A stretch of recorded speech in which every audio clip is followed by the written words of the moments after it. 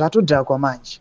Panapa tona headline robuda muNewsday richinzi War Veterans Fight in Geza's Corner.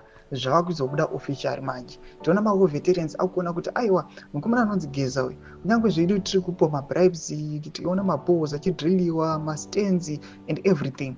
Panapa pane mashoko ashamisa vanhu obuda achinzi war veterans asi hazvisi izvozvo, akati kuna Geza ndokune future. Toba subscribe or like on the bell icon. Tipinda pana paNewsday.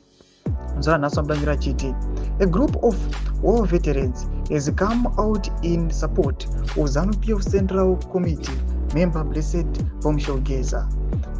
Geza, who recently called on President Emmerson Mnangagwa to step down, citing of allegations, the War Veterans Pressure Group WVPG yesterday condemned Mnangagwa's government over alleged suppression of dissent, constitutional violations, and abandonment of the values which underpinned the nation's independence struggle.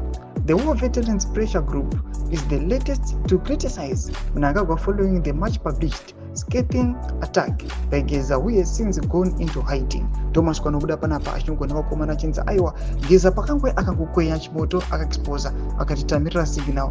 Panapa robva ashaikwa zvakapinda into hiding. Vakomana vasingazivi kuti ari kupi. Panapa zvaita kuti war veterans asa achiona kuti aiwa apa ndo pangori nechokwadi pane mukomana anonzi Blessed Geza, just because zvaari kutaura ndozviri kutotranspire on the ground.